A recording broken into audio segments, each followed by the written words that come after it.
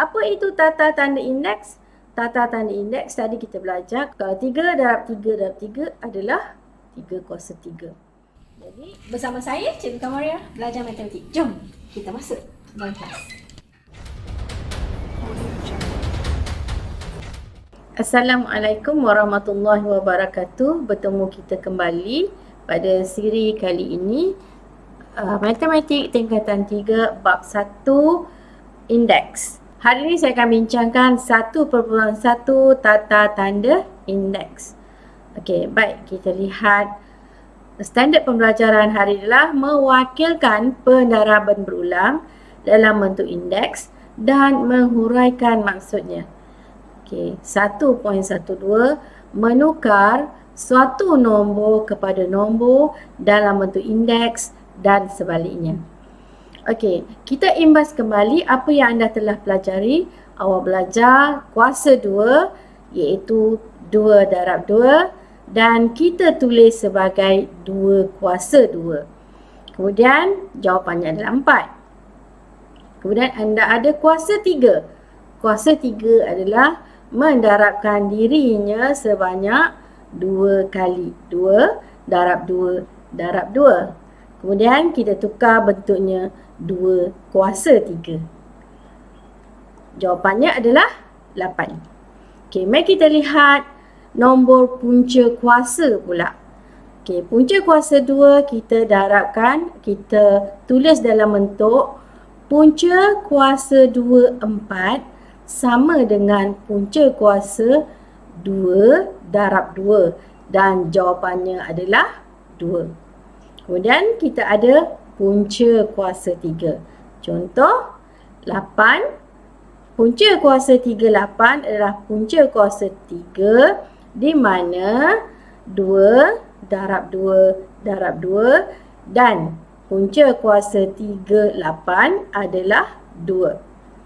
Itu yang anda telah pelajari semasa di tingkatan 1. Baik, kita sambung lagi dengan yang kedua iaitu tata tanda indeks. Apa itu tata tanda indeks? Tata tanda indeks tadi kita belajar kalau 3 darab 3 darab 3 adalah 3 kuasa 3. Jadi berulang sebanyak 3 kali. Itu 3 kuasa 3. Kemudian kita lihat 0.3 darab 0.3 darab 0.3 darab 0.3 ia berulang sebanyak 4 kali dan kita tulis 0.3 kuasa 4. Seterusnya kita kira 3 darab 3 darab 3 darab 3 darab 3 darab 3 berulang sebanyak 6 kali dan kita tulisnya sebagai 3 kuasa 6. Jadi kesemua ini andai kata nombor ini adalah sebagai A, sebagai asasnya dan N yang di atas ini, kuasa ini kita namakan indeks. Jadi N adalah indeks, A adalah asas. Jadi kita tak panggil 3 kuasa 6. Tapi kita boleh saja sebut 3 kuasa 6, tidak menjadi kesalahan. Tapi untuk maklumat anda bahawa bilangan N ini adalah dipanggil indeksnya. Jadi asas yang sama kita boleh gabung jalinkan dengan syarat asas sama. Okey, kita akan belajari pada siri akan datang iaitu. Okey, berulang 6 kali ini kita panggil faktor. Jadi berulang 6 kali ini kita panggil faktor dia. Jadi ada berapa faktor? Kita kira 1, 2, 3, 4, 5, 6. So ini adalah faktornya ada 6. So berulang 6 kali kita panggil faktor. Berapa faktornya di sini? Ada 6. Maka 3 kuasa 6. Jadi di sini seandainya A asas inilah A kuasa N bermakna A darab A darab A darab A sehinggalah ke N kalinya. N kalinya bergantunglah. Okay. So dengan syarat A bukan kosong. A bukan sifar. So dengan syarat A bukan sifar. Okey, seterusnya kita uji pindah. Okey, A 6 darab 6 darab 6 darat 6 darat 6. Berapakah faktornya? Kita kira 1. Okey, 1, 2, 3, 4, 5, 6. Bermakna faktornya adalah berulang 6 kali dan faktornya adalah 6. Asas dia 6, kuasa dia 6 ataupun asas dia 6, indeks dia 6. Kita lihat 0.5. Kita lihat B 0.5 darab 0.5 darab 0.5 darab 0.5 darab 0.5 darab 0.5 darab 0.5. So kita lihat berapa kali ia telah berulang? Dia telah berulang sebanyak 7 kali.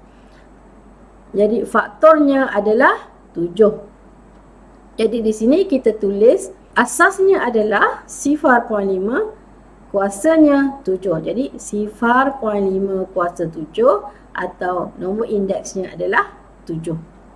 Okey, seterusnya nombor pecahan. Nombor pecahan, kalaulah yang atas ini 1, 1 didarabkan berulang kali tetap 1. Okey, berapakah dia punya ulangannya atau berapakah faktornya? Faktornya berulang 5 kali ataupun ulangannya 5 kali, maka faktornya adalah 5. So 1/4 kuasa 5. Untuk nombor pecahan adalah wajib menulis kurungan. Okey, bagi nombor 1 dia tidak ada masalah sebab 1 kuasa berapa pun hasil darabnya adalah 1.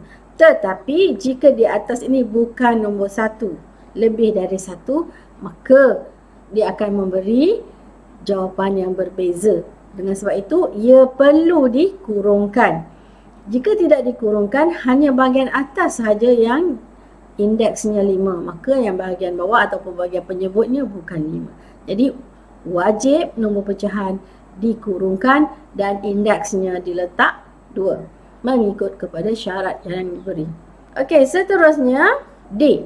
Negatif M. Ini juga mesti dikurungkan sebab ini adalah integer ataupun nombor negatifnya, manakala darab inilah operasinya. Jadi juga mesti dikurungkan.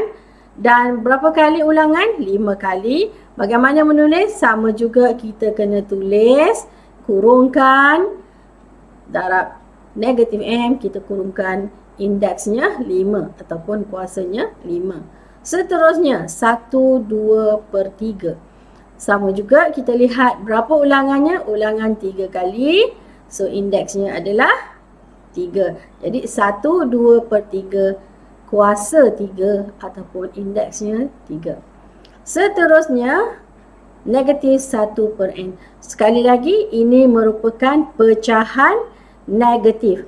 Jadi kena kurungkan semua sekali dan kita lihat berapakah ulangannya. Ulangannya ada 6 kali, maka faktornya adalah 6. So bagaimana menulis? Sama juga, kita kurungkan kedua-duanya atas dan bawah ini dan indeksnya kita tulis sebagai 6.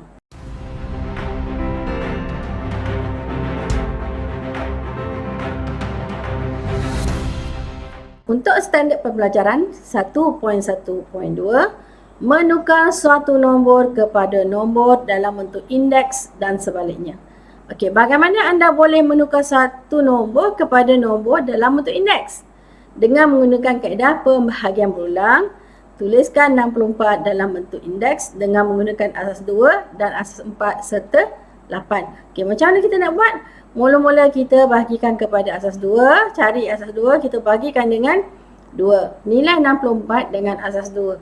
Kita guna macam mana? Kita gunakan kaedah berulang. Okey. Kita bahagi 2, kita akan dapat 16, bahagi 2 dapat 8. Bahagi 2 lagi dapat 4, bahagi 2 dapat 2, bahagi 2 dapat 1. Jadi di sini kita tengok berapa ulangan? 1, 2, 3, 4, 5, 6. So, faktornya 6. Jadi kita tulis faktor dia 6. 6. Jadi di sini 2 kuasa 6. Jadi perkara yang sama, kita boleh gunakan kaedah pembagian ulangan dengan membahagikan kepada asas 4.